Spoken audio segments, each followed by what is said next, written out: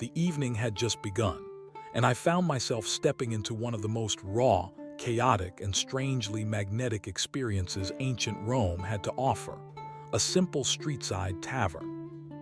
Before we dive deeper, if you're enjoying this kind of immersive journey, do hit that like button and subscribe. Drop a comment too, tell me which city or country you're watching from and what time it is there.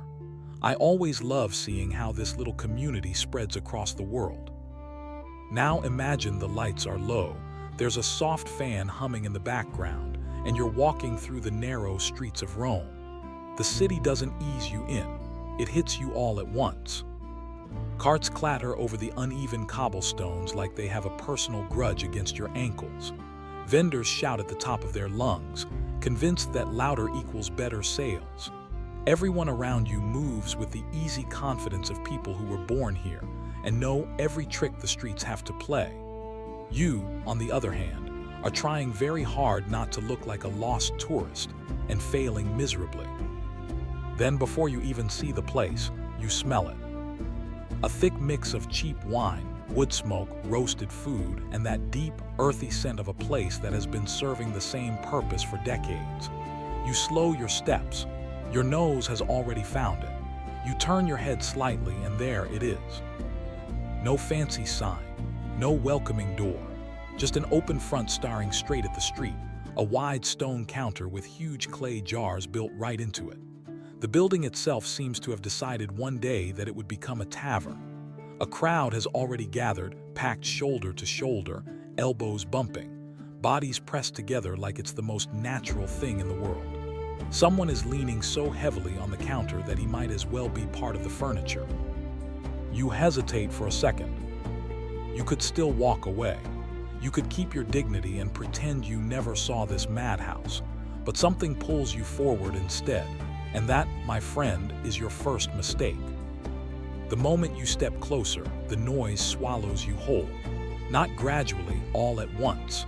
Overlapping conversations, sudden bursts of laughter, heated arguments delivered with the absolute confidence that only comes from being completely wrong. Before you know it, you're no longer entering the tavern. The tavern has absorbed you. There is no space here. Personal space isn't limited, it simply doesn't exist. You're standing so close to strangers that you can feel their body heat, smell the wine on their breath, and at one point you're almost certain someone exhales directly into your ear. You shift your weight carefully, like you're playing a very strange contact sport. It's chaotic, it's loud, it's slightly concerning, and yet it's undeniably alive. This place doesn't care if you're comfortable. It doesn't care if you're ready. It was here long before you arrived, and it will keep running whether you understand it or not. You're already too deep in to back out gracefully, so you commit. You let the crowd push you gently but firmly toward the counter. Suddenly, you're inside. Congratulations, you no longer control where you stand. The first thing that hits you is the counter itself. No menu, no queue, no polite system, just presence. If you're close enough and bold enough, you get served. If you hesitate, you wait forever. You watch a man push forward confidently, bark an order, and receive a cup in seconds. You admire his technique. You are nowhere near ready to try it yourself.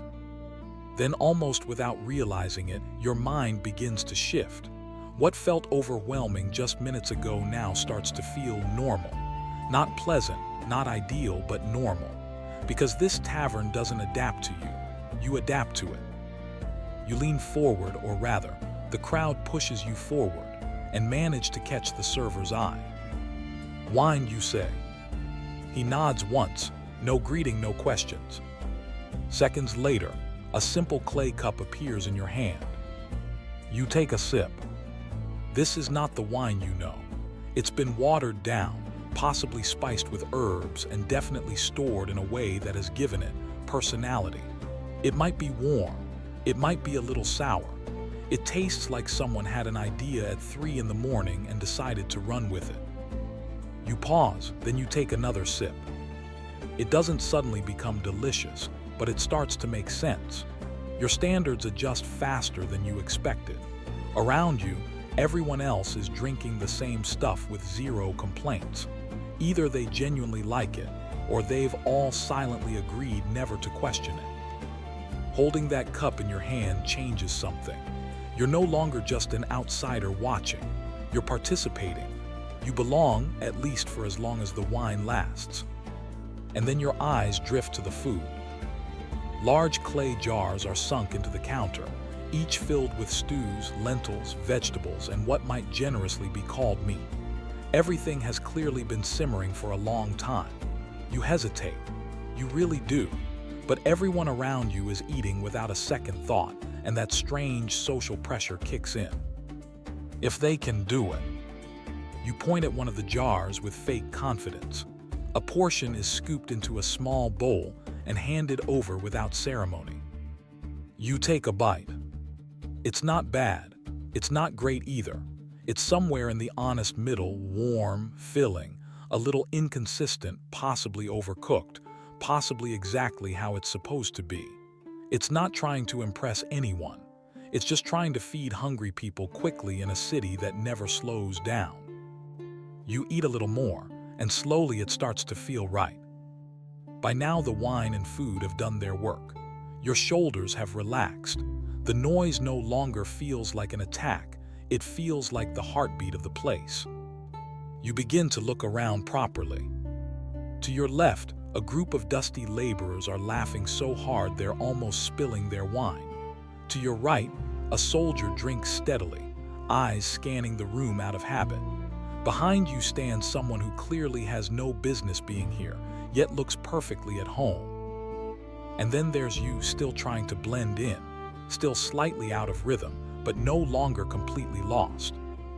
You start noticing the invisible patterns.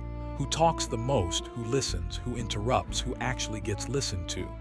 There are no written rules here, only unwritten ones. Confidence matters more than status. Presence matters more than politeness. For the first time since you stepped inside, you don't feel like a total outsider anymore. You just feel slightly out of sync. And in a Roman tavern, that might be the closest thing to fitting in. But just when you start to feel like you're getting the hang of this madhouse, you make your third mistake. You decide to actually pay attention to what people are saying. You zero in on a group nearby. One man is holding court, voice booming, completely invested in whatever point he's hammering home. The others are nodding, interrupting, arguing. Agreeing, then arguing again. It's less a conversation and more a full theatrical performance. You lean in just a little, trying not to look too obvious, and for a few seconds it actually works. You catch fragments, something about work, then money, then suddenly politics. Or maybe it was politics all along. In Rome, it usually is. You try to piece it together. You really do. But the talk moves like a runaway cart. Sentences get cut off mid-word. Ideas are dropped halfway. Brand new arguments explode out of nowhere. At one moment, two men are fiercely disagreeing. The next, they're both laughing like old friends. Then they're talking over each other at full volume, each convinced the other is following perfectly. They aren't, and neither are you. Still, you give your signature little nod, the universal Roman tavern signal for yes, I'm totally with you, even when you have no idea what's happening. Then, without warning, one of them turns and makes direct eye contact with you. Your stomach drops. For one terrifying heartbeat, it looks like you're about to be dragged into the arena. You're nowhere near ready. So you do the only sensible thing. You lift your cup and take a very long, very deliberate sip of wine, the kind that clearly says, sorry, mouth's full, can't talk right now. It works. They turn back to their chaos. You survive. You ease back a fraction, heart still beating a little faster, and it hits you. Conversations in this place aren't meant to be neatly followed. They're meant to be experienced. They flow, crash, overlap, and live more as raw energy than actual communication. People aren't trying to make perfect sense. They're expressing, reacting, belonging. And suddenly your confusion doesn't feel like failure anymore. It feels accurate. Because here, understanding everything isn't the goal. Surviving the moment is. You lower your expectations and keep listening anyway. That's when your eyes drift to the far corner. A small knot of men has gathered around a low table. They're not eating.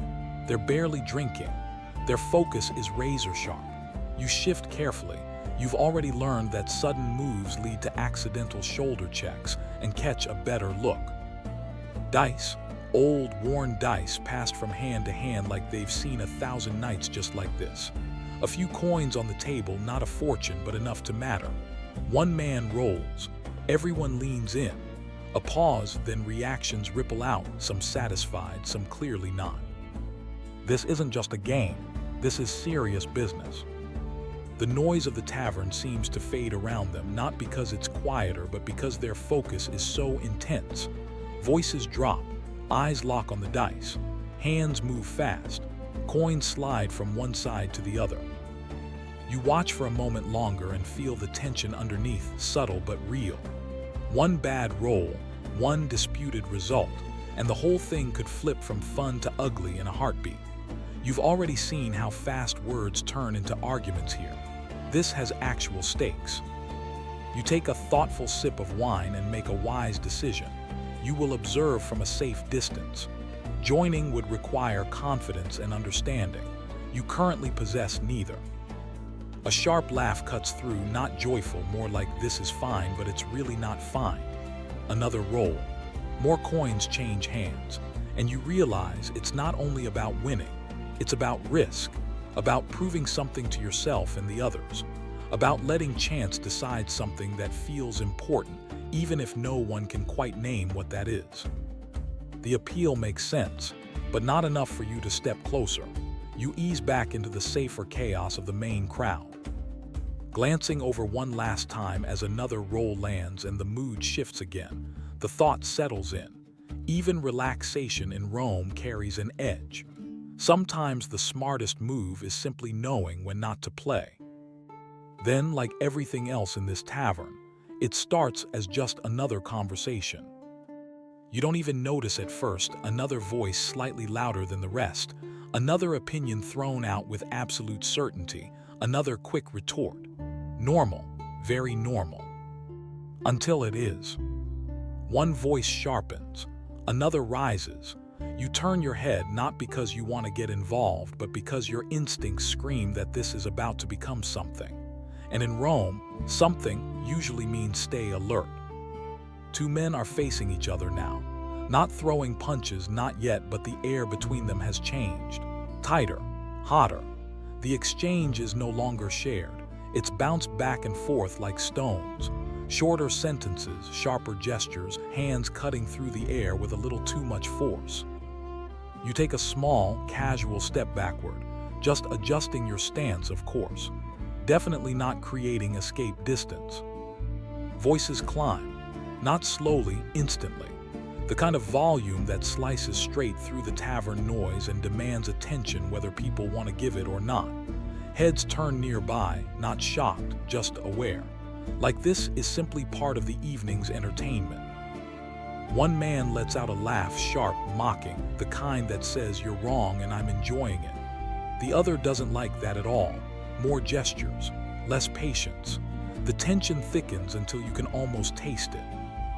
You tighten your grip on your cup, not out of fear, just readiness. It peaks. For a split second it feels like a push, a swing, a real decision is coming, and then it doesn't. Someone steps between them, another man interrupts with a joke, the energy suddenly redirects. One shakes his head, the other mutters something, and just like that it's over. The tavern noise swallows the moment whole, as if nothing ever happened. You let out a small breath you didn't know you were holding. That wasn't unusual, that wasn't even shocking. That was just Tuesday in a Roman tavern. Arguments aren't interruptions here. They're part of the atmosphere, and the fact that it didn't explode into actual violence, that counts as a successful evening. You take another sip, a little wiser now. In Rome, things can flare up in seconds, but they can also die down just as fast. Your job isn't to understand why. Your job is to stay out of the middle of it. Then the noise itself begins to change, not quieter, but different in tone. You start picking up smaller, tighter clusters of voices. Still loud, still overlapping but more focused. You lean in just enough to catch fragments. And that's when you realize, this is where the real information lives. Not official news, not anything written down, just the fast, messy, unstoppable flow of gossip. A name drops, then another. Someone mentions a magistrate. Someone else reacts like it's old news that's only now been confirmed. The story comes in pieces from every direction. One man claims it happened. Another adds spicy detail. A third questions it. A fourth swears it's true even though he clearly wasn't there. Somehow the whole tale still forms. You have no idea how much is actually true. Nobody here really does. But what matters is that people believe it might be. In Rome, that's usually enough. You catch bits about politics, a coming decision, a rumored scandal. You don't get the full picture, but you understand the pattern perfectly. This is how news travels, through repetition, through mouths, through people exactly like you standing shoulder to shoulder, cup in hand, listening. Reactions spread even faster than the words. One laughs, another looks worried, a third leans in closer. Emotions move at the speed of sound. It's not just talk, it's influence, opinions forming live, reputations rising or falling with every retelling, and none of it gets written down. You take a slow sip and feel the tavern shift around you. It's no longer just loud and chaotic. It's connected. A living network where information flows through bodies and breath instead of scrolls or messengers. And as you listen a little longer, another name, another reaction, another slightly different version of the same story, one truth settles deep. You may not know what's actually true, but you're hearing what Rome believes. And in this city, belief is often more powerful than truth. Your gaze eventually drifts again, this time to the people behind the counter. While the entire room feels one wrong word away from chaos, they remain almost eerily calm. They move like they've seen every version of this night 1,000 times before, pouring wine, sliding bowls of food, collecting coins, never raising their voice, never getting pulled into the drama. Someone shoves forward aggressively. They don't flinch, they just serve the next person. Someone complains loudly. They don't argue, they move on. Someone knocks over a cup in a fit of laughter. They barely glance up. It's not indifference, it's mastery. They anticipate orders before they're spoken. They dodge elbows without looking. They keep mental track of who's paid and who hasn't without writing a single thing down. They don't control the tavern, nobody really does, but they control their small corner of it. And that's enough to keep the whole thing from collapsing. At one point, you accidentally catch the eye of the man closest to you. Just for a second. In that brief look, you get the clear feeling he knows exactly what you are. Not a regular, still adjusting, still slightly out of rhythm. He doesn't judge. He doesn't even acknowledge it. He simply nods once and turns to the next customer, because there are cups to fill and chaos to manage. And in that moment, you understand something important. This place only works because of them. Not because of the noise or the crowd, but because a few steady hands quietly keep the wheels turning so the rest of us can lose ourselves in the storm. While everyone else is reacting, they've already seen how the night will play out. Because in a Roman tavern, the patterns always repeat. Arguments rise and fall, stories bloom and fade, but the work stays the same. And the people doing that work, they're the only ones who are never surprised by anything. Which, in Rome, might be the closest thing to real control you're ever going to find. Then it felt manageable. Now, without any clear warning, the whole mood of the tavern begins to change again. Subtle at first, then impossible to ignore. The noise is still there, the body's still packed tight, but underneath it all the rhythm has shifted. People start talking louder, not just with energy, but with that special kind of loud that comes after a few cups too many, and the growing conviction that every single opinion you hold is suddenly brilliant and undeniable. The shift spreads like spilled wine. One group gets louder, then the next. Someone laughs too hard at something that wasn't actually that funny. The entire space starts to feel slightly unstable, like the floor itself has begun to tilt. You take a slower sip of your wine, suddenly more aware. What felt like lively chaos earlier now feels like chaos with momentum, harder to predict, easier to get swept up in. People move differently, less careful, more direct. Someone bumps into your shoulder and doesn't even glance back. You're not sure if they didn't notice or simply didn't care. Either way, it stings a little. Nearby, a group starts talking over one another, not quite arguing yet, but clearly heading in that direction. Another table erupts in cheers for something that has nothing to do with you, yet somehow raises the volume of your entire existence. You glance toward the dice game in the corner. The stakes suddenly feel higher, the reactions sharper, the laughter shorter and tighter. Everything is just a notch more intense. And that's when you understand. This is the turning point. The moment when a tavern stops being merely social and starts becoming unpredictable. Not necessarily dangerous, but definitely less controlled, more reactive. You adjust your stance without thinking, feet a little wider, shoulders slightly angled. You become quietly aware of where people are standing, who's moving, and where the nearest way out lies. It's not fear, it's just smart. You notice others doing the same. Small shifts, subtle repositioning, everyone adapting without saying a word. Because this isn't unusual. This is simply what happens as the evening deepens. When the wine has had time to settle in, when conversations lose their shape, when confidence starts outrunning common sense, that's when you know you've entered the next phase. Things are still under control, but only just. And in Rome, only just is usually your cue to stay sharp. You're no longer just experiencing the tavern, you're navigating it. Earlier, everything felt brand new and overwhelming. Now it feels readable, never predictable, but understandable enough that your body starts making small adjustments on its own. You shift so you're not boxed in.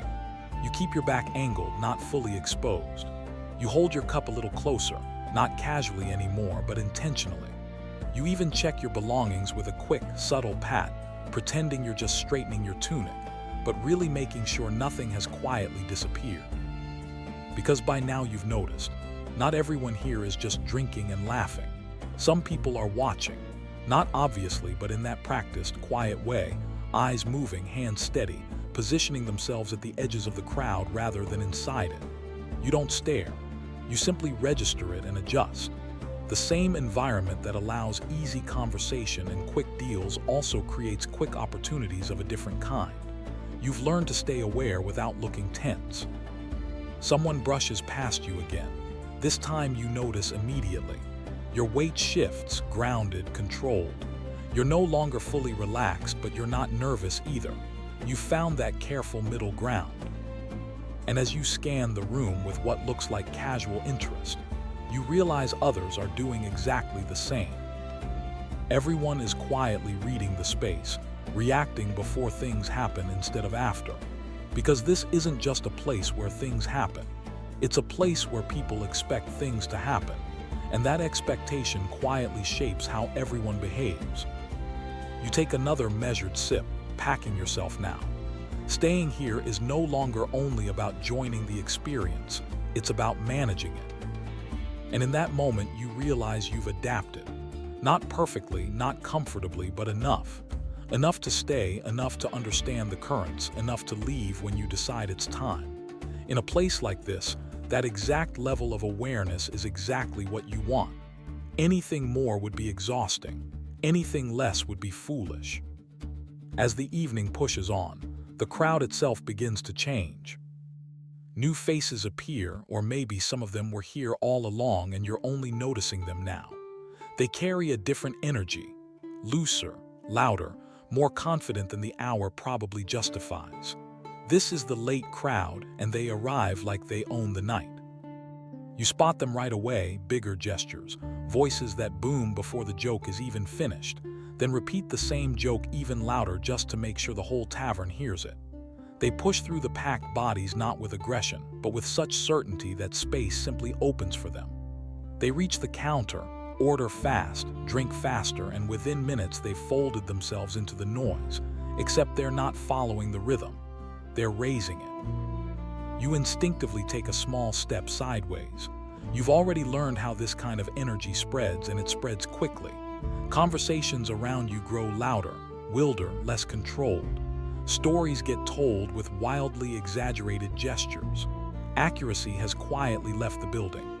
Confidence, however, is doing just fine. The laughter changes too, no longer warm and easy, but sharp, sudden, a little unbalanced. It starts strong and cuts off abruptly. You don't judge, you just observe, because by now you understand the natural progression. The early crowd adapts, the late crowd accelerates, and somewhere in between the whole atmosphere tilts again, not quite into chaos, but definitely closer to the edge. You keep your position steady, not too close to the center, not too far. You found your balance. And as you watch these new arrivals temporarily overwhelm the rhythm of the tavern, louder, faster, more reckless than the space can comfortably hold, you realize something simple. They aren't adjusting to the environment. They're trying to bend it to them, and everyone else must either adapt or get out of the way. You choose to adapt carefully, because you've learned the most important unwritten rule of this place. It's never about controlling the experience. It's about staying aligned with it, even when it becomes slightly ridiculous. And at this stage, it definitely has. Then, without any single clear moment you can point to, something shifts inside you. The noise is still deafening, the crowd is still crushing, the wine still tastes like a questionable decision, yet somehow it all starts to make sense. Not in a logical, scholarly way. You're not analyzing Roman social structures. You're not taking mental notes like a historian. You just get it. You look around again, but this time differently. You see the laborers who came here after a brutal day, not chasing luxury, but simple release. You see the soldiers sitting half relaxed, half alert, caught between duty and exhaustion. You see the groups laughing too loudly, not because everything is actually funny, but because it feels good to let go for a while. Even the arguments, even the near misses, even the unpredictability, they all suddenly fit. Because this place isn't really about the wine. It isn't about the food. It isn't even about comfort. It's about connection. Raw, immediate, unfiltered connection. The kind that doesn't need introductions, expectations, or careful manners. You don't have to know anyone here. You only have to be present. And suddenly the lack of personal space makes perfect sense. The constant noise makes sense. Even the chaos makes sense. All of it creates something the rest of orderly, structured Rome rarely offers. A place where everything is happening at once, and you're part of it whether you plan to be or not. You take another sip of wine, and this time you don't analyze the taste. You just drink it because it feels right. You glance around once more, and for the first time since you stepped inside, you're no longer watching the tavern like an outsider. You're inside its rhythm. Not perfectly, not naturally, but enough. Enough to understand why people keep coming back, night after night. Because in a city as demanding, as rigid, and as relentlessly busy as Rome, places like this matter. They're not refined, they're not polite, they're not controlled, but they're real. And sometimes that's exactly what a person needs, even if it comes with bad wine, loud strangers, and the constant risk of being bumped, argued with, or accidentally involved in someone else's bad decisions. At some point, you decide it's time to leave. Not because the tavern is telling you to, it would happily keep running without you for hours, maybe days, but because something inside you quietly reaches its limit. Not exhaustion exactly, just enough. You shift your weight, angle your body, and begin the slow process of exiting.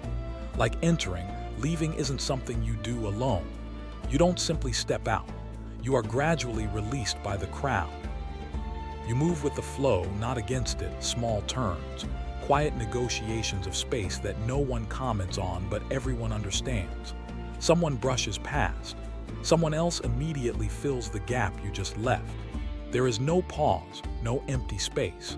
The tavern seals itself behind you before you've even reached the street. Then air. Real air, cooler, cleaner, noticeably less shared. You step onto the stone street and stand still for a moment, letting the tavern's roar fade into the background. You can still hear it, laughter, overlapping voices, the constant hum of life packed into one small room, but now it's distant, manageable. You take a proper breath and feel something has changed. Not the city. Rome is still Rome, loud, crowded, restless as ever. But your eyes have been opened. You've seen the part of the city that doesn't organize itself neatly for visitors. The part that simply exists, raw and unfiltered, whether you understand it or not. You glance back at the tavern one last time. People are still drifting in and out. Nothing looks different, because nothing has changed except you. You straighten your clothes, instinctively checking that everything is still where it should be. Good. Then you turn and walk back into the flow of the city, the tavern slowly blending into the street behind you as if it had never been separate at all. And as you disappear into the night, one final thought settles in. You didn't just visit a tavern tonight. You stepped into a version of Rome that most people only hear stories about: loud, messy, unfiltered, and painfully real. And now that you've seen it, the rest of the city feels just a little more understandable and slightly less polite. You watch as a young girl is prepared for a man she has never met. Her family speaks for her. They negotiate her future the way merchants negotiate silk or spices. The agreement is sealed not with romance, but with approval from elders who understand the stakes. Because in this world, marriage is not just about two lives. It is about the survival and elevation of an entire family. Men too are expected to comply, though they often have slightly more say. Still, their choices are rarely their own. A son who refuses an arranged match risks more than embarrassment. He risks weakening his family's position. And in an empire where power shifts like sand, that is a dangerous gamble. Marco Polo describes unions that secure peace between rival groups, strengthen trade connections, or bind powerful houses together. A single wedding can silence conflict or create opportunity across entire regions. You begin to understand that marriage here is less about companionship and more about control. And yet, as the ceremony unfolds before you, something feels almost eerily calm. The bride stands composed, her expression unreadable, not because she is unfeeling, but because she has been taught to accept this moment as inevitable. There is no dramatic resistance, no whispered declarations of forbidden love, only quiet acceptance. Because in this world, marriage is not where love begins. It is where duty takes over. You might assume one wife is complicated enough, but here, one is often just the beginning. As Marco Polo continues his journey through the courts and cities of Kubla Khan, he encounters a system that quietly reshapes everything you thought you understood about marriage: polygamy. For powerful men, especially among Mongol elites and wealthy households, having multiple wives is not unusual. In fact, it is expected. The more influence a man holds, the more marriages he can maintain, each one serving a purpose beyond companionship. You begin to see the pattern quickly. Each wife represents an alliance. One may come from a noble family, strengthening political ties. Another might be chosen for her beauty or fertility. Another still may connect distant regions of the empire, turning marriage into a living network of loyalty. This is not chaos, it is strategy. And within this system, hierarchy matters. Not all wives are equal. There is often a principal wife, the one with the highest status, whose children may inherit power and whose voice carries weight within the household. The others exist in carefully managed layers beneath her, each aware of her position. You can almost feel the quiet tension beneath the surface, because while this structure appears stable, it depends entirely on balance. Favoritism can shift everything. A husband's attention is not just emotional. It is political. To be favored means influence. To be ignored means fading into irrelevance. Marco Polo notes how these households operate with surprising order. Roles are defined. Expectations are clear.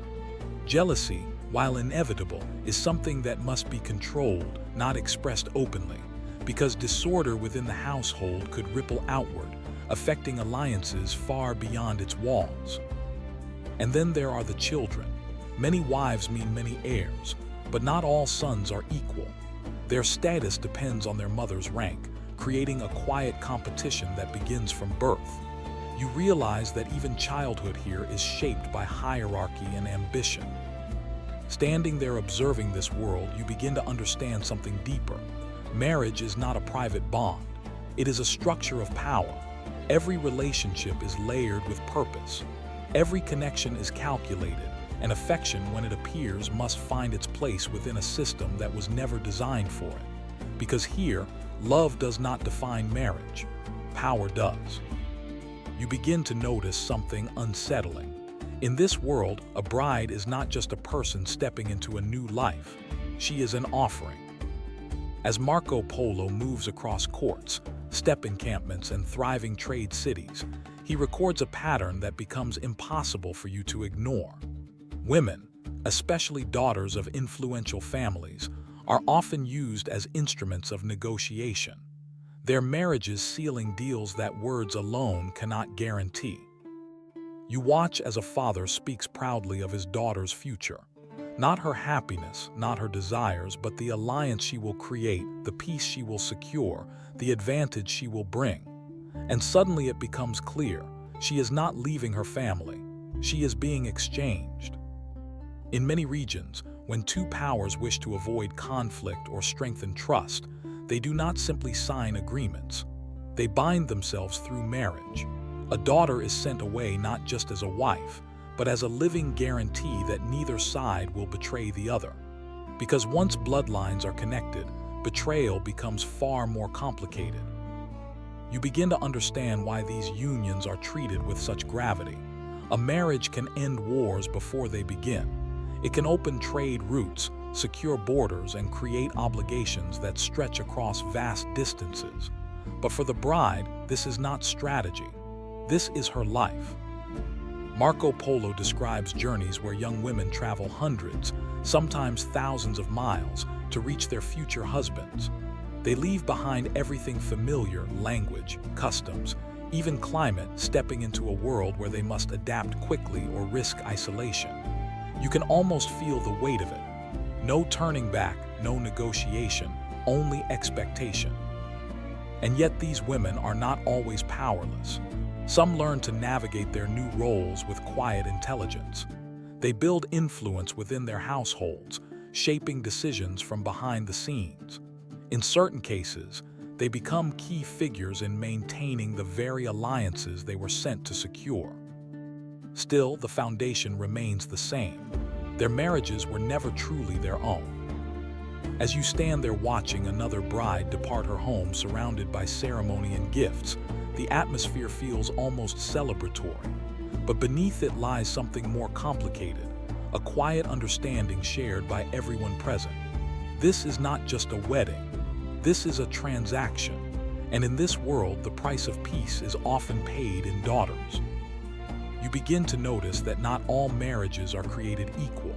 Some are grand, almost theatrical, filled with silk, gold, and endless ceremony. Others are quieter, simpler, arranged with far less negotiation. And the difference between them is not love, it is status. As Marco Polo continues documenting life across the empire of Kublai Khan, he makes one thing very clear: who you marry defines where you stand in the world. You see it immediately in the preparations. A noble bride is adorned in layers of fine fabric, her presence almost symbolic of her family's power. Her wedding is not just an event, it is a display. Guests are chosen carefully. Gifts are extravagant. Every detail whispers the same message: this family matters. But step just outside that circle and the picture changes. For common people, marriage is still important, but it lacks the same grandeur. The focus shifts from alliance building to survival. A good marriage means stability, another pair of hands, shared resources, a slightly better chance of enduring harsh seasons. Still, even here, status plays its role. Families try to marry within their rank or just above it. A small step upward can change everything. A poor match, however, can drag a family down for generations. You realize that marriage is one of the few ways people can attempt to move within the rigid structure of society, and so every decision carries weight. Marco Polo describes how beauty, reputation, and family background all factor into a bride's value. It's not spoken crudely, but the meaning is clear. A well-born woman can elevate a man's standing. A poorly matched union can quietly damage it. Men too are judged, their wealth, their connections, their ability to provide, all of it examined before any agreement is reached. Because in this world, marriage is not a gamble, it is an investment. You start to see how deeply this thinking runs. Even affection is influenced by status. Respect within a marriage often mirrors the rank each partner brings into it. A high-born wife commands attention. A lower-born one may find herself overlooked regardless of her personality or intelligence. Standing there watching another carefully orchestrated union, you realize something unsettling. People are not just choosing partners, they are choosing position. And in a society where every step up or down matters, marriage becomes less about who you love and more about where you belong. By now you've seen enough to understand the pattern. Marriage comes first, love is optional. As Marco Polo continues his observations across the lands ruled by Kublai Khan, he rarely speaks of romance in the way you might expect. There are no grand declarations, no desperate pursuits, no stories built around passion. Instead, there is structure, obligation, quiet acceptance. And yet love is not entirely absent. It simply arrives differently. You begin to notice it in small, almost invisible ways. A glance held a second longer than necessary. A softened tone between husband and wife. The subtle shift from formality to familiarity over time. In a world where marriages are arranged, affection is something that must grow slowly, carefully, and without disrupting the balance that the union was meant to maintain. Sometimes it never comes, and that too is understood. A marriage can function perfectly well without love. As long as duties are fulfilled, roles respected, and alliances maintained, the system works. Children are raised, households are stable, families remain connected. From the outside, everything appears successful. But you can't help wondering what happens inside. Marco Polo hints at relationships where companionship does develop, where shared experience, mutual respect, and time create a kind of quiet bond. It is not the intense, consuming love you might imagine, but something steadier, something built rather than discovered. Still, there are limits. Emotional expression is often restrained. Too much affection could be seen as weakness or even distraction from responsibility. You realize that even love, when it exists, must fit within the expectations of the system. And then there are the unspoken stories, feelings that never find a place, attachments formed outside of marriage, moments of longing that are quickly buried beneath duty.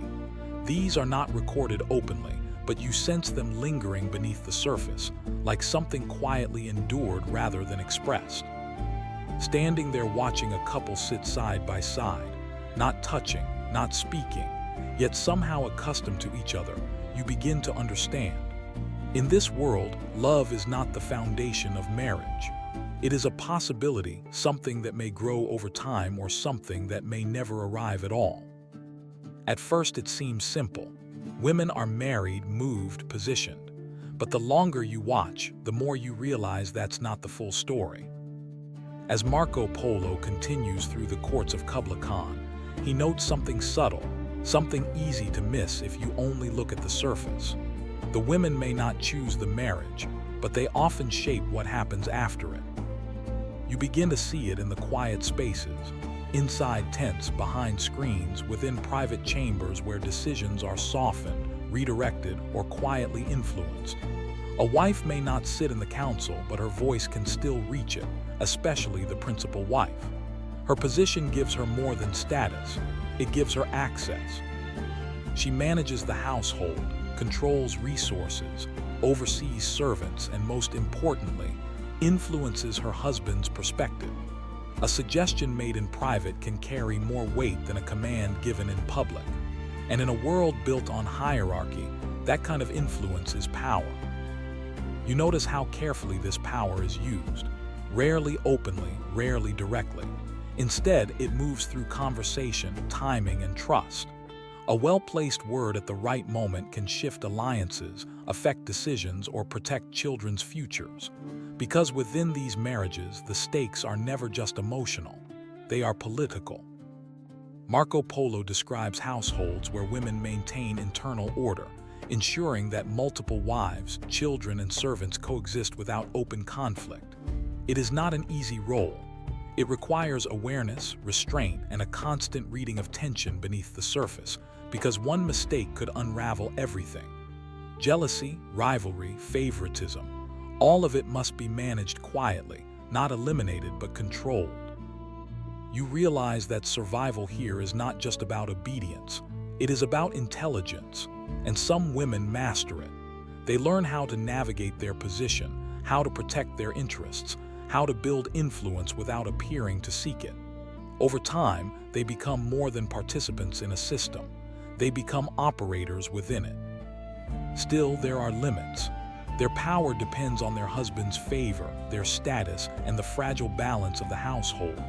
It can grow, but it can also disappear just as quickly. Standing there observing from the edges of this world, you begin to understand something deeper.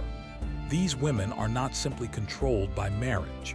They are quietly controlling parts of it, not in the open, but in the spaces where power is hardest to see and hardest to challenge. You might assume that once a marriage is arranged, it is permanent, unbreakable, but that isn't entirely true.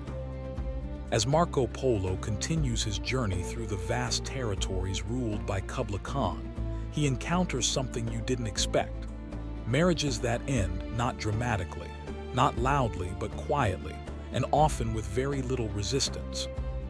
In many parts of the Mongol world, marriage is important, but it is not sacred in the same rigid sense you might imagine.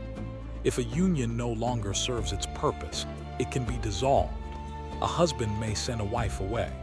A family may withdraw support. In some cases, separation happens simply because the arrangement no longer benefits either side. And that's the key word, benefit. You begin to understand that just as marriages are formed for strategic reasons, they can also be ended for the same reasons. If alliances shift, if power changes hands, or if expectations are not met, the relationship itself can be reconsidered. It feels transactional. A wife who fails to produce children may find her position weakened. One who loses favor may be quietly set aside. In polygamous households, this process can be even more subtle. A woman is not always formally dismissed, but her importance fades. She becomes present, but no longer significant. And yet, it's not always one-sided. In some regions, women have the ability to leave as well, especially if they retain support from their family. A return to her original household is not necessarily a disgrace. It is simply another shift in arrangement. Marco Polo notes that remarriage is not uncommon. Life continues. New alliances are formed. The system adjusts. There is no grand tragedy attached to it, at least not publicly. But as you stand there watching a woman prepare to leave a household she once entered with ceremony, you can't help but feel the quiet weight of it. There are no tears on display, no dramatic confrontations, only the steady movement of servants packing belongings, the calm exchange of final words. It ends the same way it began, with order. Because in this world, marriage is not meant to last forever. It is meant to last as long as it is useful, and when it is no longer useful, it simply ends. By now, you might think you understand how marriage works here. But then you travel a little farther and everything shifts again. As Marco Polo moves across Asia, from Mongol steppes to Persian cities, from Indian kingdoms to Chinese courts under Kublai Khan, he notices something striking. There is no single way to marry. Each region reshapes the idea entirely. In some areas, polygamy dominates. In others, monogamy is more common. Some societies emphasize strict hierarchy within marriage, while others allow more flexibility. The structure changes, but the purpose remains strangely consistent. Marriage still serves society first. You begin to feel how vast this world really is. In certain Persian and Central Asian regions, customs blend tradition with religion. While in others the weight of survival and local custom shapes everything. The further you travel, the more you realize that normal is a fragile concept. Marco Polo doesn't judge these differences outright. He observes them, records them, sometimes with curiosity, sometimes with quiet confusion. And you find yourself doing the same. Because no matter how different the customs appear, one pattern keeps returning. Marriage is always tied to something larger: family, wealth, power, religion, survival. Love, when it exists, must adapt to whatever structure surrounds it. Standing at the edge of yet another unfamiliar ceremony, you begin to understand something deeper. There is no universal definition of marriage, only variations of the same idea. A bond shaped not by what people feel, but by what their world demands. By now you've seen enough to understand the truth. Marriage in this world is not about happiness, it is about survival. As Marco Polo reflects on the vast lands he has crossed under the rule of Kublai Khan, one pattern becomes impossible to ignore. Whether among nomadic steppe tribes, wealthy merchant families, or imperial courts, marriage is always tied to something larger than the individuals involved. It protects, it connects, it sustains. You begin to see how fragile life can be in the 13th century. Travel is dangerous, power shifts quickly, resources are not guaranteed.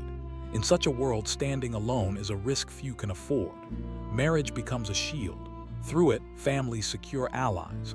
They create networks of support that stretch across regions and cultures. A daughter married into another household is not just gone, she becomes a bridge.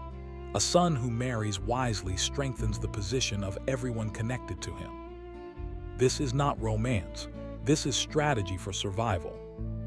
Even at the most basic level, marriage ensures continuity. Children are not just desired, they are necessary. They carry on names, inherit responsibilities, and maintain the structure that keeps families from fading into irrelevance. You realize that without marriage, many of these systems would collapse.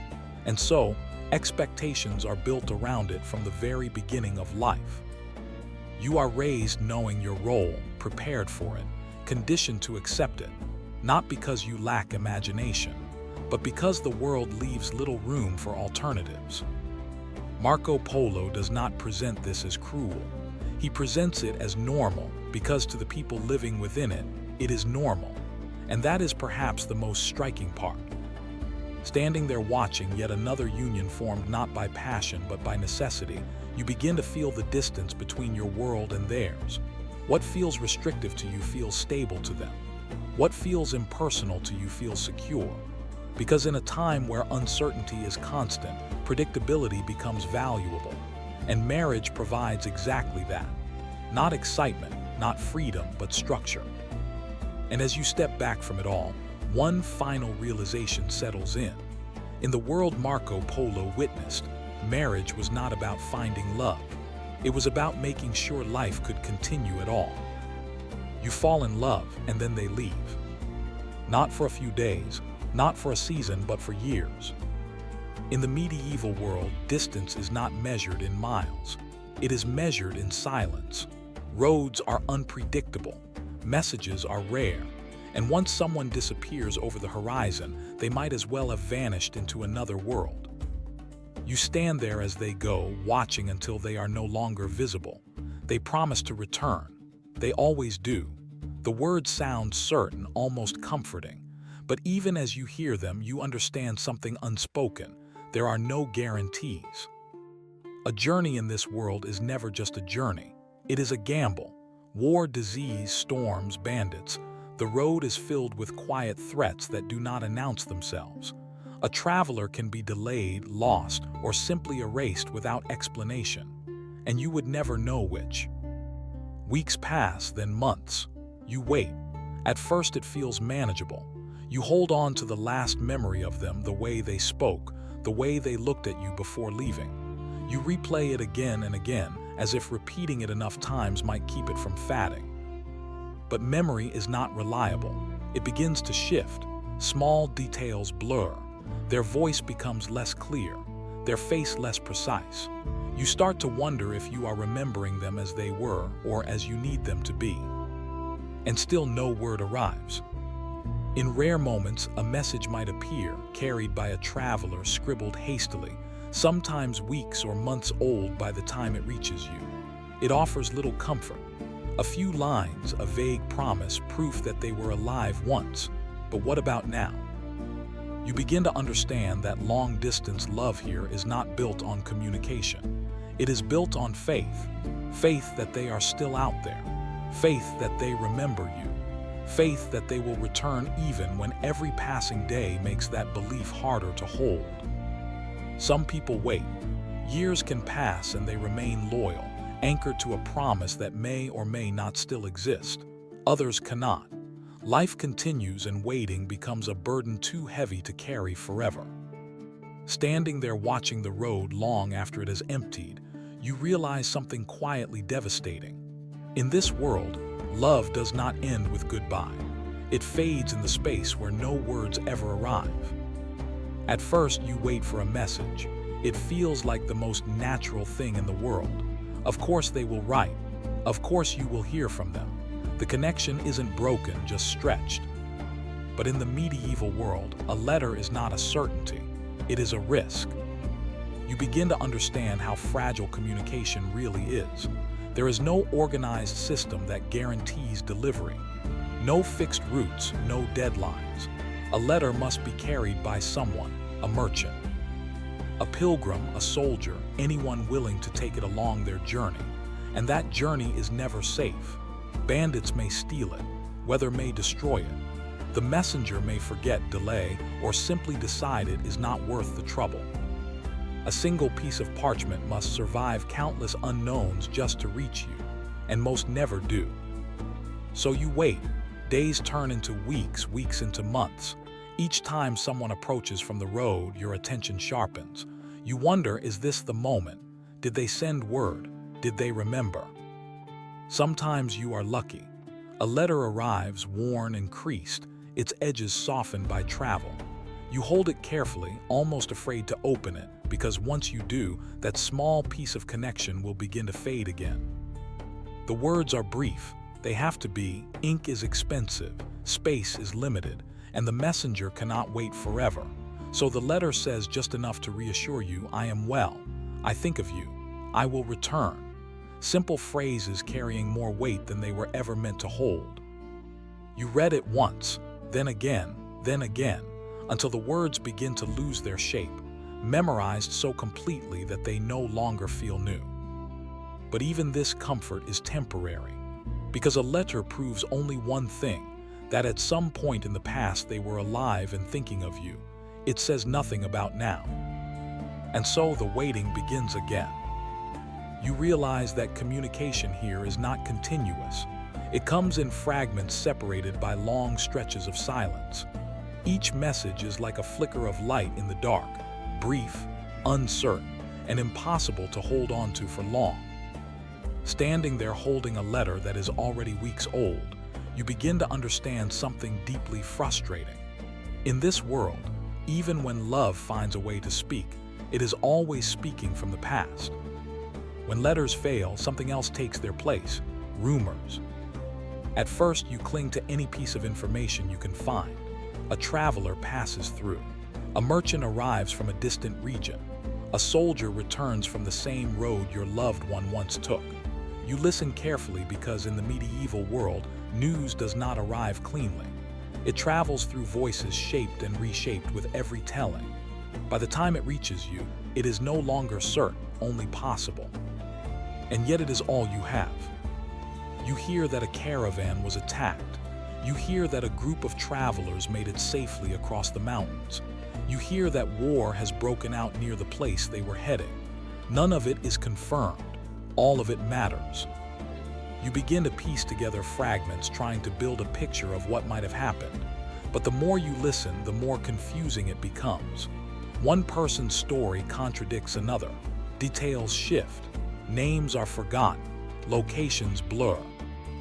And still you ask questions, because silence is worse. Marco Polo himself, the great traveler, often relied on second-hand accounts, stories told by others, filtered through distance and time. Even he could not always separate truth from exaggeration. And if someone like him struggled, what chance do you have? You realize that information here is not reliable. It is emotional. You believe what gives you hope. You fear what confirms your worst thoughts. Every rumor becomes a possibility, and every possibility begins to feel real. A single sentence can change everything. They were seen alive or they never made it. And just like that, your entire world shifts. You start to notice how people around you react differently. Some dismiss rumors entirely, refusing to believe anything without proof. Others cling to them, repeating the same story as if saying it enough times might make it true. You find yourself somewhere in between, unable to trust, unable to ignore. Standing there, listening to yet another uncertain story, you begin to understand something deeply unsettling. In this world, truth is not something you receive. It is something you chase through voices that may not even know it themselves. And in the absence of certainty, love is forced to survive on something far more fragile than reality. It survives on what might be true. At some point, waiting stops feeling temporary. It becomes your life. What began as a pause, a space between departure and return, slowly stretches into something permanent. Days no longer feel like steps toward reunion. They feel like something you must endure one after another without knowing where they lead. You wake up and they are still gone. You sleep and they are still gone. And somewhere along the way, you stop asking when they will return and start wondering if they ever will. You begin to build your life around absence. There are responsibilities that cannot wait forever. Work must be done. Fields must be tended. Families expect you to continue to function, to contribute, and so you do. You move through your days with a quiet discipline, carrying on as if everything is normal. But it is. There is always a part of you that is elsewhere, stretched across distance, tied to someone you cannot see, cannot hear, cannot confirm still exists in the same way you remember them. At first, you resist this feeling. You tell yourself it is temporary, that holding on is the right thing to do, that loyalty matters. And it does. In a world where promises are fragile, keeping one becomes a kind of identity. But time changes things. Seasons pass. Faces around you shift. People marry, have children, move forward. Life does not pause to match your waiting. It continues steadily without asking whether you are ready to follow. And slowly you begin to feel left behind, not abandoned, but suspended. You start to question what waiting really means. Is it loyalty or is it fear of letting go? If they return, will they find you unchanged? Or will they find someone who has learned to live without them? These questions have no answers. So you keep waiting, but it feels different now, less like hope, more like habit. Standing at the edge of another quiet evening, watching the same road that has remained empty for so long, you realize something that is both subtle and deeply unsettling. Waiting is no longer something you are doing. It is something you have become. And in this world, where time offers no guarantees, that transformation might be the most permanent part of all. At some point, not everyone keeps waiting. You begin to notice it slowly. At first, it feels almost unthinkable. The idea of moving on seems like a betrayal, not just of the person you love, but of the promise itself. You told them you would wait. They told you they would return. That agreement, even spoken quietly, carries weight. But time has its own authority. Months become years. The silence does not break, and life stubbornly refuses to stay still. You see others around you making choices, marrying, building families, continuing forward as if the past has loosened its grip, and you begin to understand something difficult. Waiting is a choice, not an obligation. Families especially do not always support endless loyalty. They worry, they push. They remind you that uncertainty is dangerous, that a life built on someone who may never return is not a life at all. They speak of practicality, of survival, and in the medieval world, those words carry more weight than emotion. You watch as someone who once stood beside you, waiting just as faithfully, begins to change. Their conversations shift. Their eyes no longer linger on the road. There is hesitation at first, then acceptance, and one day quietly they choose someone else. Not out of cruelty, not out of forgetfulness, but out of necessity. Because love in this world cannot exist in isolation forever. It must exist within life. And life demands certainty, presence, and stability, things that distance cannot provide. You start to see how common this is. People do not always abandon love.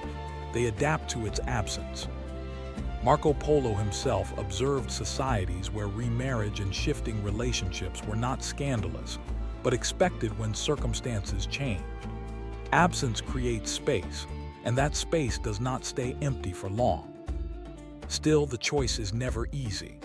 There is always a moment of hesitation, a quiet recognition that by moving forward, something is being left behind. Not just a person, but a version of yourself, the one who believed, who waited, who held on. Standing there watching someone step into a new life while a promise fades quietly into the past, you realize something both human and uncomfortable. Love does not always end with a clear decision. Sometimes it ends when someone finally stops waiting. And then there are those who never stop. While others move on, adapt, rebuild, some remain exactly where they began, waiting. You notice them because they don't change in the same way.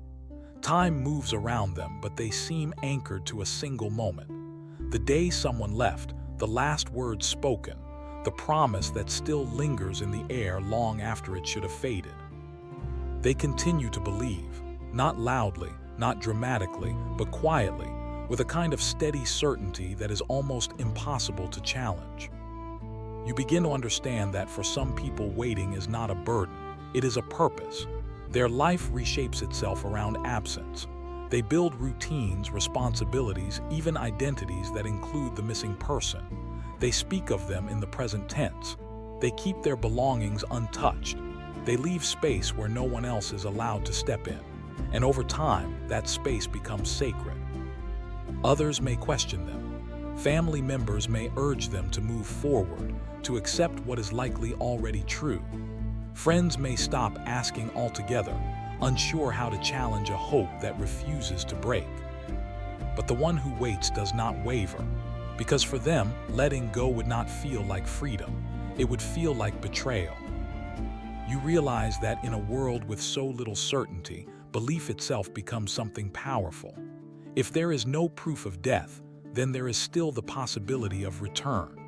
And as long as that possibility exists, however small, it is enough to hold on to. Marco Polo in his travels encountered people who lived with this kind of endurance, individuals whose lives were shaped not by what they had, but by what they refused to abandon. Their loyalty was not always rewarded. In many cases, it led only to a lifetime of waiting. But still, they chose it. You begin to see how this kind of devotion is both admired and quietly feared. Admired because it reflects unwavering commitment. Feared because it shows how deeply a person can be tied to something that may no longer exist. Standing there watching someone gaze down the same empty road they have watched for years, you feel the weight of it. This is not hope in its early, fragile form. This is something stronger, something that has survived doubt, time, and silence. And in this world where so much is uncertain, there is one thing that becomes painfully clear. Some people don't lose love, they carry it for the rest of their lives. Distance does not just test love, it changes it.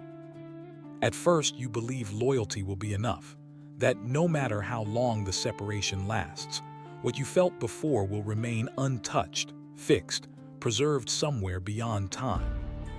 But the longer the distance stretches, the more complicated that belief becomes. You begin to notice small shifts. Loneliness at first is manageable. It feels almost noble, proof of your devotion. But over time, it becomes something heavier, quieter, harder to ignore. It settles into daily life not as a dramatic pain, but as an absence that never quite leaves. An absence creates space, space for doubt, space for longing, space for something else to enter. You meet people, you speak with them. At first it is nothing, just conversation, shared work, familiar routines. But slowly, almost without noticing, those interactions begin to carry weight. A look lasts a little longer. The silence feels less empty. A presence begins to replace the one that is no longer there. You tell yourself it means nothing. It cannot mean anything, because you are still bound to someone else, someone far away, someone who may still be thinking of you in the same way. But you don't know, and that not knowing changes everything. In the medieval world, there is no constant reassurance, no quick message to confirm that loyalty is still mutual. You are expected to remain faithful, yet you are left completely alone to carry that expectation, without support, without proof, without even knowing if the other person is doing the same. You begin to understand how fragile fidelity really is, not because people are weak, but because distance slowly erodes clarity. Marco Polo, traveling across entire continents, would have seen countless examples of this. Relationships strained not by betrayal or lack of love, but simply by separation. The longer two people remain apart, the more their lives begin to diverge, different experiences, different pressures, different versions of who they are becoming. And eventually those differences start to matter. Some betray quietly, not through grand decisions, but through small moments that slowly accumulate until the line has already been crossed without anyone noticing. Others resist, holding on to a promise even as it grows harder and harder to justify. Standing there, caught between memory and the living presence beside you, you feel the tension in your own chest. Because in this world, love is not only threatened by time and distance, it is threatened by proximity. And sometimes the hardest thing to resist is not forgetting someone far away. It is feeling something real for someone who is right beside you. And then, sometimes, after years of absence, after a silence so long it almost became permanent, they return. A figure appears on the road, older now, changed, solid and real in a way you had almost forgotten was possible. At first it feels like pure relief. The waiting was not pointless. The promise somehow held. Everything you endured, the doubt, the loneliness, the quiet discipline of holding on suddenly seems justified. They came back. But as they step closer, something begins to feel unfamiliar. You recognize them, of course. The outline of who they were is still there, the way they move, the sound of their voice, echoes of the person you once knew. But time has done its quiet work. It always does. They are not the same, and neither are you. Years apart do not simply pause a relationship, they reshape it. Each of you has lived a separate life, shaped by different experiences, different pressures, different versions of survival. The person you waited for still exists, but only partially. The rest has changed. You notice it in small ways at first. Conversations feel slightly off. Silences linger longer than they should. The easy familiarity you remember does not return as quickly as you hoped. It is still there somewhere, but it must be rebuilt or quietly accepted as something different now. Marco Polo himself, returning to Venice after decades away, experienced something painfully similar. He came back rich in stories and knowledge, yet even his own city felt strange and distant. Time had created a gap not just in miles, but in identity. and that same gap now stretches between the two of you. You start to realize that reunion is not the end of waiting. It is only the beginning of a new, quieter kind of understanding. Do you still love each other as you are now? Or are you both still in love with the memory of who you once were together? These questions are rarely spoken aloud, but they sit beneath every interaction, every shared glance, every careful silence. Some couples find their way back. They adapt, rebuild, and slowly create something new from what remains. Others struggle, because sometimes the hardest truth is not that someone failed to return. It is that when they finally do, they are no longer the person you spent years waiting for. And in the end, the road always wins. Not in a dramatic way, not all at once, but slowly, quietly over time. You begin to understand that in the medieval world, distance is not just an obstacle. It is a force. It reshapes relationships, erodes certainty, and tests every promise ever made in the safety of closeness. The road stretches between people like a living thing, unpredictable, unforgiving, and always capable of taking more than it gives. You have seen what it does. You have seen lovers separated for years, clinging to memory as if it were something solid. You have seen letters arrive too late or not at all. You have heard rumors that blur truth into something unrecognizable. You have watched some people wait endlessly while others quietly move on. And you have seen reunions that felt less like happy endings and more like the uncertain beginning of something new. Through all of it, one pattern remains clear. Love is not always enough to overcome distance, not in this world. Because love here depends on presence, on shared moments, shared time, shared reality. Without those things, it becomes something fragile, something that must survive on imagination, belief, and sheer endurance alone. And those things do not last forever. The road, on the other hand, is constant. It does not promise anything. It does not care about loyalty or memory. It simply stretches on, carrying people away from each other, scattering lives across distances that cannot easily be bridged. Marco Polo spent years traveling those same roads, moving from one end of the known world to the other. And while he recorded wonders, empires, and strange customs, there is something quieter beneath it all, a truth that reveals itself only when you look closely. Every journey leaves something behind. Every departure creates a story that may never be fully completed.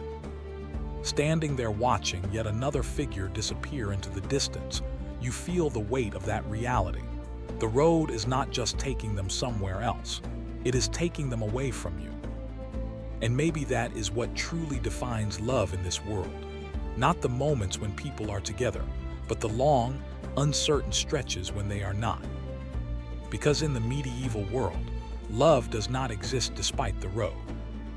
It exists against it.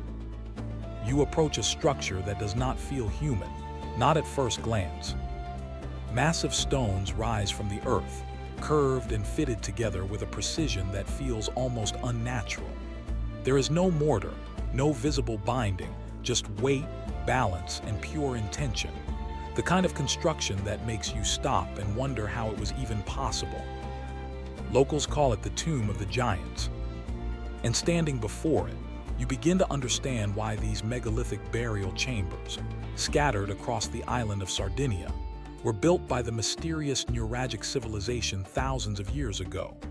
A culture that left behind towering nuraghi, sacred wells, and these monumental tombs, but almost no written explanations. What remains is physical and deeply unsettling. You step closer to the entrance. A towering central stone, the steel dominates the front. It rises high above you, carefully carved and shaped, as if marking something important or guarding it. The opening beneath it is low, almost too low. You instinctively bend as you approach, almost as if the structure itself is forcing you into a gesture of submission. It doesn't feel accidental. It feels deliberate, as though whoever built this wanted every visitor to lower themselves before entering. And then you notice the shape. A wide, curved forecourt stretches outward in front of the tomb, forming what looks almost like horns or open arms. It is not just an entrance.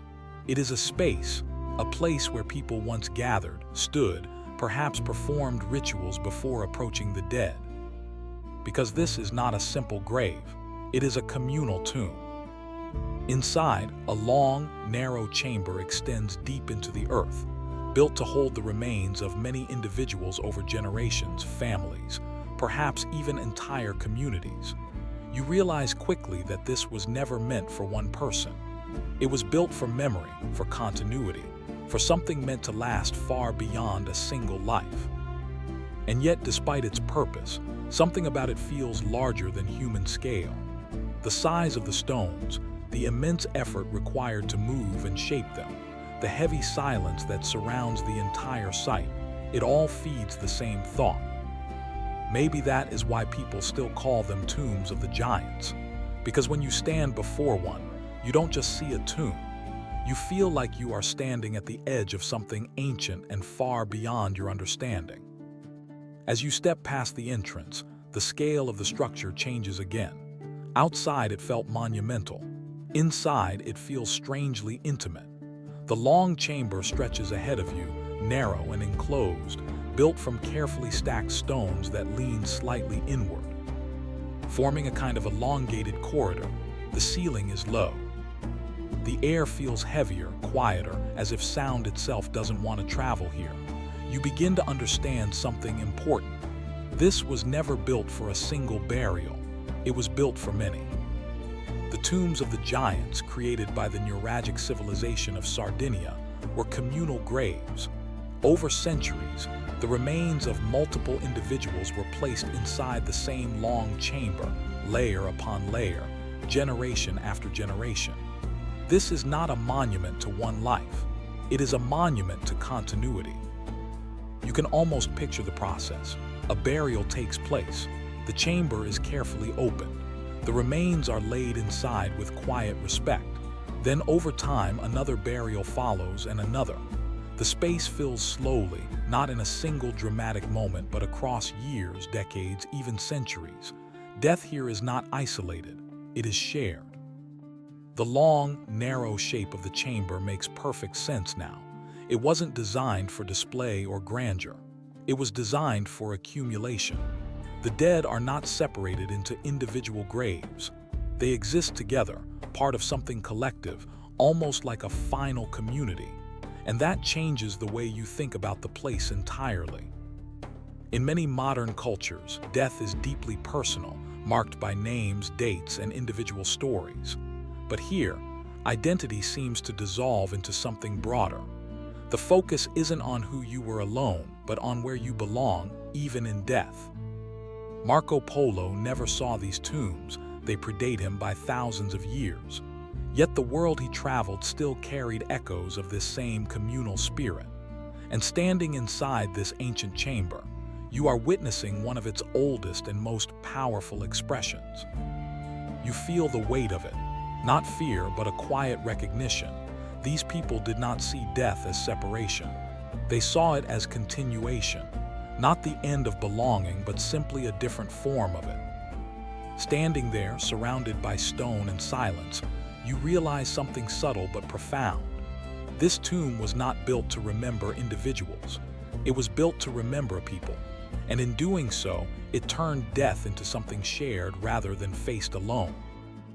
Before anyone ever entered the tomb, they gathered outside. You step back into the open air and see the curved forecourt differently now. It is no longer just an architectural shape. It feels intentional, a designed space where something important happened before the dead were laid to rest. The stones form a wide, embracing arc in front of the entrance, almost like arms reaching outward. It creates a boundary, not a barrier, but a transition. You are no longer fully in the world of the living, but not yet inside the realm of the dead. You are in between. And that space matters. The Nuragic people left no written records of their rituals, but the architecture itself tells the story. People did not simply arrive, place a body inside, and leave. They stopped here. They gathered. They paused. You can almost see it. A group standing within the curved stones, the body prepared and waiting nearby. There may have been offerings, food, objects, items of personal meaning. There may have been words spoken, chants, or simply long moments of shared silence. Sometimes rituals are not elaborate. Sometimes they are just about acknowledging the moment, marking the passage, creating a pause between what was and what is about to be. The entire space gently directs your attention toward the low entrance beneath the towering central stele. Everything curves inward, guiding both eye and body step by step, from gathering to approach to descent. The tomb does not just receive the dead, it prepares the living. That realization stays with you. Whatever happened here was not only about honoring those who had died, it was about helping those who remained understand what death meant, giving it structure, giving it shape, making it something that could be faced together. Standing within that stone ark, you feel the quiet purpose of the space. It is not empty. It still holds something invisible, the weight of countless moments repeated over generations. Not loud, not dramatic, but consistent. Before the dead entered the earth, the living needed a place to stand, a place to pause, a place to let go. Long after the builders themselves were gone, the stories remained. You stand before the massive stones once more, and it becomes easier to understand how imagination stepped in where memory failed. The Nuragic civilization left no written explanations in Sardinia, no names carved into the stone, no clear purpose recorded, only silent, enormous structures. And when people no longer know who built something, they begin to invent answers. That is where the giants come in. The sheer size of the tombs is the first clue. Stones weighing several tons, fitted together with a skill that feels almost impossible for their time. To later generations, this didn't look like human work. It looked impossible. So they gave the builders a new identity, giants, not just builders but inhabitants. The tombs were said to house enormous beings, creatures of strength and mystery who once walked the land. The long burial chambers suddenly made sense. Of course they were large. They had to be. They were made for giants. You can almost hear how these stories were told around fires, passed down through generations. Each retelling adding a new detail, a warning, a sense of awe. Because legends don't just explain, they protect. A tomb believed to hold giants becomes something you don't disturb, something you approach with caution, something that keeps its secrets, not because they are hidden, but because no one dares to uncover them. These stories served a purpose. They preserved the site. Even without understanding its true function, people respected it, perhaps feared it, but left it intact. And in doing so, they unknowingly protected a piece of history that might otherwise have been lost. Marco Polo often recorded similar legends during his travels, stories where the unknown was explained through exaggeration, myth, or imagination. And here you see the same pattern. When knowledge disappears, story takes its place. Standing there looking at the massive stones, you feel the pull of both explanations, the rational and the mythical, the reality of human construction and the lingering possibility that something larger once stood here. Because sometimes when a place feels too big to understand, it becomes easier to believe it was never meant for people at all. At some point, the question becomes unavoidable. How did they actually build this? You stand in front of the massive stones again, but this time you look with different eyes. Not as a visitor imagining rituals or legends, but as someone trying to grasp the physical reality of it all. Each stone is enormous, shaped just enough to fit, then placed with astonishing precision. Some weigh several tons, yet they are arranged with balance and intention. This was not random, this was engineered. The Nuragic civilization had no cranes, no metal machines, no advanced tools in the modern sense. And yet they moved, lifted, and positioned these stones with a level of coordination that still puzzles people today. You try to imagine the process. A stone selected from a nearby quarry, shaped slowly with stone tools over days or weeks, then moved using only ropes, wooden rollers, and the combined strength of many people. One mistake could mean disaster, yet they succeeded again and again. You realize this was never the work of a few individuals. It was a collective effort. Entire communities must have been involved, not just in the labor but in the planning. Someone understood balance and weight. Someone decided how the stones would fit, how the chamber would hold, how the structure would endure for thousands of years. Because this was never meant to collapse, it was meant to last. And that changes how you see it. This tomb is not just a burial site. It is proof of organization, knowledge, and shared purpose. A society capable of mobilizing people, resources, and time towards something that would outlast them all. You step back and look at the structure as a whole. It no longer feels mysterious in the same way. Not because it is fully understood, but because you can now see the human effort behind it. And somehow that makes it even more impressive. Because this was not built by giants. It was built by people who worked together to move something that should not have moved at all. The more you study the entrance, the more deliberate it feels. That low opening beneath the central stone is not just practical, it is symbolic. You find yourself hesitating before stepping inside again. Not out of fear, but because the design itself suggests that crossing this threshold is meant to feel different, intentional, almost ceremonial. You have to lower yourself to enter. You cannot walk in upright, confident, unchanged. The structure forces you to bend, to adjust your posture, to physically acknowledge that you are leaving one space and entering another. And that changes everything. The Nuragic civilization may not have left written explanations, but their architecture speaks clearly. This entrance is not just a doorway, it is a transition.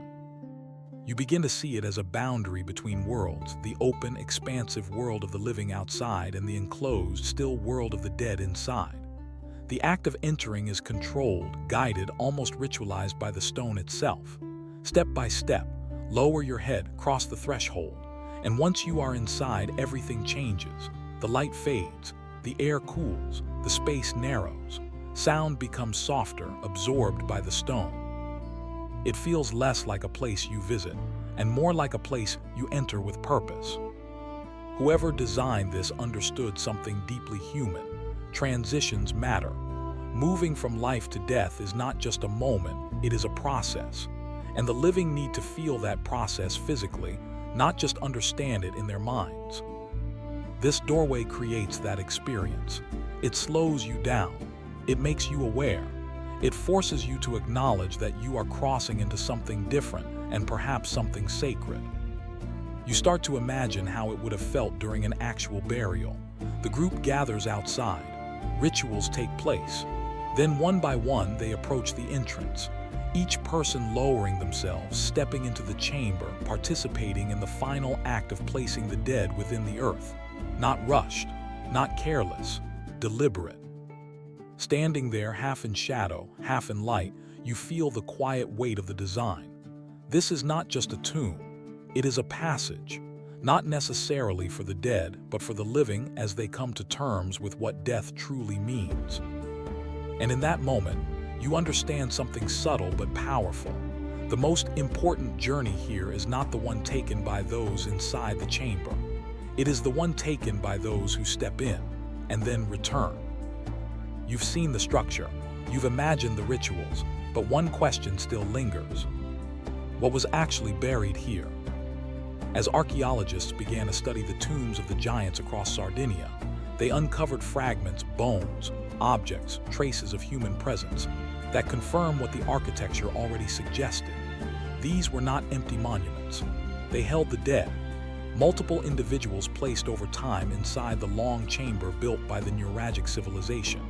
Not carefully separated into individual graves, but layered together, sometimes mixed, sometimes reduced to fragments. You begin to understand something important. This was not about preserving identity in the way you might expect. There are no elaborate coffins, no carved names, no clear markers of who was who. Over time, bodies decomposed, shifted, and quietly became part of a collective mass. The individual faded. What remained was simply presence. You imagine the process again. A body is brought in and placed within the chamber, but the space is never empty. Others are already there. Bones from earlier burials remain, perhaps gently moved aside, perhaps left exactly where they lay. The new dead joins the old, not as a separate person, but as part of something larger and ongoing. Here, death does not isolate, it merges. Archaeological finds also reveal small, simple objects, fragments of pottery, beads, basic tools. Nothing extravagant, nothing meant to show wealth or status. The offerings feel modest and almost equal, which tells you something important. These tombs were not reserved for kings or nobles. They belonged to entire communities. Everything about the structure, its size, its shared chamber, its lack of individual markers, points to one clear idea. Death here was understood collectively. Belonging mattered more than personal distinction, even in the end. And yet, so much remains uncertain. We don't know exactly how the bodies were prepared. We don't fully understand the rituals that surrounded them. We can only piece together fragments and build a picture that is always incomplete.